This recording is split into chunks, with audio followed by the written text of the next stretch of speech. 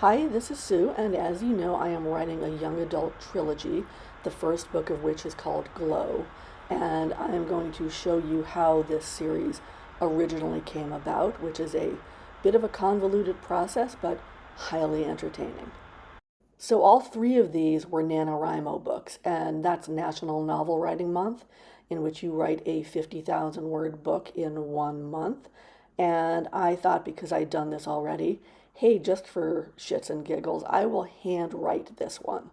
And I have all of these really cool moleskin kayes that I thought would be perfect. And that is what I did with fountain pen to paper. So I decided to write by longhand because the creative process is entirely different. And I have to admit, this is not the actual book because I can't find the actual book. So do not do this. This is a lesson. Digital can be quite good. Make sure you know where your stuff is at all times. So the deal with NaNoWriMo is that in order to, quote, win, unquote, you have to verify your word count in their verifier, which means it did have to get out of this notebook. So what I did was I read the entire thing into a free version of Dragon Dictation, which I also do not recommend because it isn't the best. And when I went back to listen to it, it had come up with all sorts of really bizarre stuff like her heart was a bloated antelope. And I looked at that and I was just like, oh, please tell me I did not write that because that is just absolutely terrible. So to sum it up, for that first book, the first step was writing longhand into the Moleskine. The second step was reading it out loud into Dragon Dictation. And the third step then was sending those files to myself over email. And then the step after that was compiling them into one long file so that I could verify it in the NaNoWriMo verification system.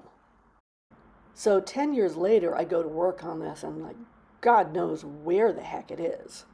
Fortunately, I had apparently saved it into a Scrivener file. Who knew? Because I had absolutely no memory of doing that.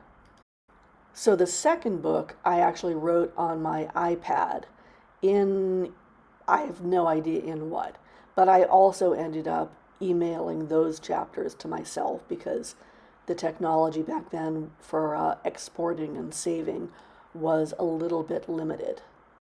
So this thing, of course, is ancient, and going back 10 years later, I have no idea of where the files are, but fortunately, again, Sue of the Past has saved them into Scrivener.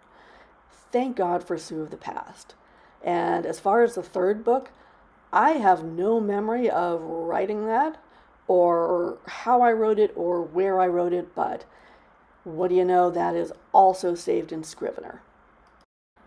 So that was all fun when I was doing it. I have learned my lesson, though. I am never doing that again.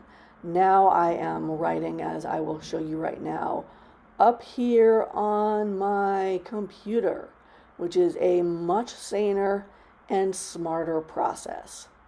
We'll see how this goes this coming month as the project goes on.